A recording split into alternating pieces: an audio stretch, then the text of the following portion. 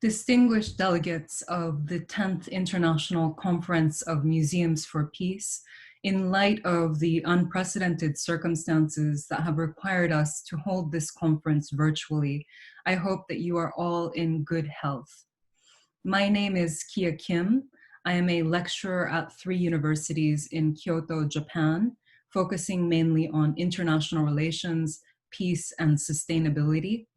Have been helping the INMP as a co-editor of the newsletter and am the director of the nonprofit organization Peace Mask Project.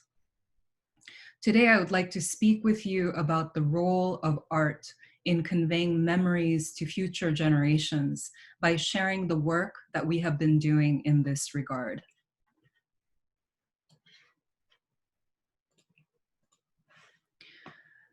Peace Mask Project is an international nonprofit organization based in Kyoto, Japan, and has been working for the past 20 years to use community-led art workshops and exhibitions as a platform for mutual understanding and peace building.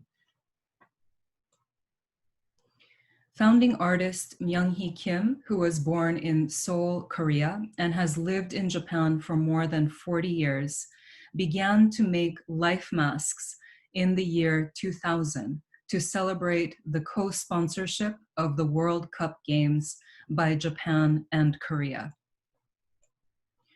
During a period of 2 years, 27 workshops in various locations in the 2 countries were held, and the masks of 1,580 individuals, Japanese and Korean, were shown at the final exhibitions in Seoul and Yokohama to coincide with the 2002 World Cup Games. This is an image from the final exhibition in Yokohama. Each of these masks is handmade from the impressions of living individuals who offered their time and spirit to convey their heartfelt friendship and cooperation. Every face you see here is unique, and yet as a whole, it is impossible to point out the nationality of each individual, thereby displaying that part of our humanity that cannot be divided. Following the final exhibitions of the Korea-Japan Life Mask Project in June and December of 2002, the endeavor became known as the Peace Mask Project. Since then, we have held community-based mask-making workshops, talks, and exhibitions in Japan, Korea, the United States, Spain, Finland, India, and Cambodia.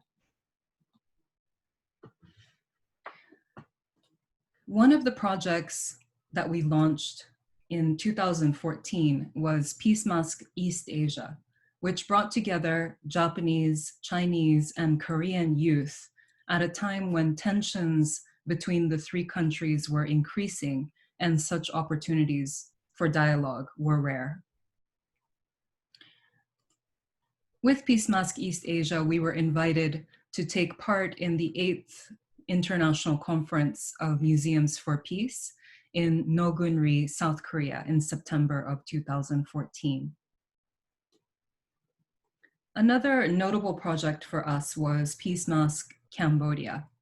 We were invited to Phnom Penh by the NGO Women Peacemakers in April of 2018. In collaboration with Women Peacemakers, we worked closely with 15 individuals from various ethnic groups in Cambodia and held numerous workshops and 2 exhibitions.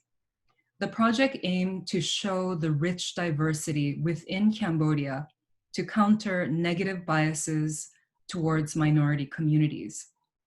We found that our exhibitions attracted a great deal of attention from the media and realized how art can be a powerful tool for amplifying stories.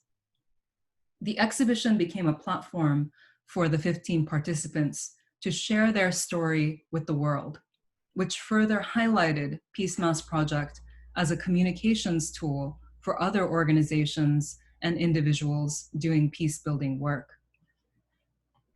However, it is important to highlight the fact that while Peace Mask Project is a publicly visible art project, at its core is a very personal experience for the participant. The mask making process itself is a platform for personal meditation, a moment of self-reflection. Plaster of Paris is applied over the entire face, except for 2 straws, allowing the model to breathe. In that vulnerable position, the model offers themselves to the process with trust. This trust is an essential feature of the Peace Mask Project. After the plaster mold of the model's face is set, we use it to gently and slowly press in 5 layers of high quality echizen washi, locally produced in Fukui Prefecture, home of founding artist Myung-hee Kim's studio. Although they appear delicate and ephemeral, handmade washi papers, which are made from mulberry fibers, are known to last hundreds of years if properly taken care of. Therefore, the artwork itself is a living legacy, a historic archive of these individuals' sincere hopes for peace. Next, I'd like to tell you in depth about one particular project that was very meaningful for us. After being established as a Kyoto City registered NPO in early 2015, the Hibakusha Peace Mask Project was launched in November of that year.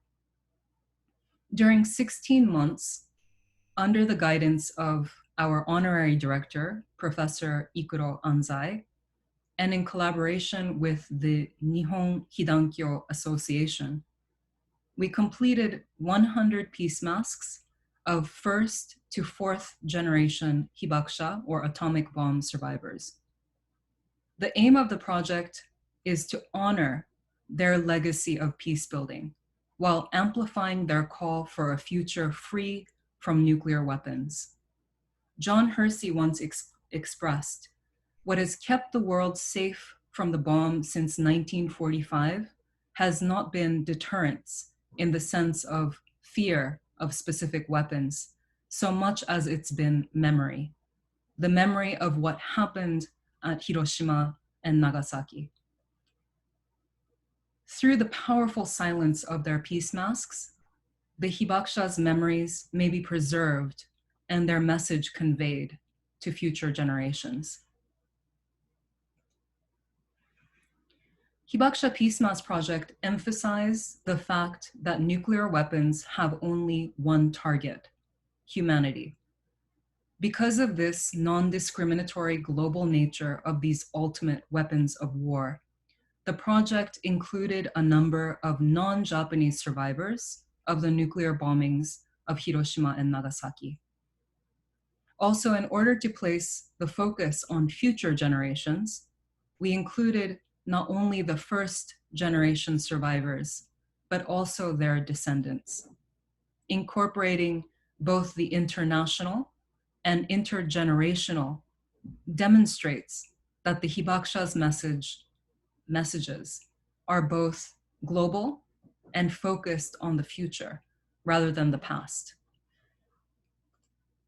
Like all other projects, this was a community-led endeavor with a successful crowdfunding campaign that helped us to complete the workshops in Hiroshima, Nagasaki, and Kyoto, and use the highest quality washi for these precious peace masks. In November of 2018, we were invited to the Peace Summit of Emerging Leaders at the United Nations Conference Center in Bangkok, where the 100 hibakusha peace masks were displayed for the entirety of the summit in the main conference room, reminding the delegates of their responsibility to remember the past while forging a future of peace. According to Myung-hee Kim, for the hibakusha to contribute to the project with a gift of their own face is a highly personal expression of their deep hopes for a more peaceful world, a world free of nuclear weapons. The process of making the plaster mold requires patience, peace, and sincere trust on the part of the model. The oldest participant in this project was 92 years old. What struck me most about this first generation is that they are truly courageous. They came prepared to contribute to peace, and I felt no hesitation in their trust. I realized that this strength grew from a very painful experience, one which they hoped no other generation would ever experience. Finally, an appeal to you, dear delegates of this 10th International Conference of Museums for Peace. Peace Mask Project is currently looking for an appropriate permanent home for these 100 Hibakusha peace masks. If this would be something that your museum or institution would be interested in, please do not hesitate to contact us. If you would know of an appropriate place we may reach out to, please let us know. It is our hope that these 100 peace masks of the courageous survivors and their descendants may carry on the task of spreading their vital message for peace. I thank you for your kind attention and wish you success in all of your endeavors.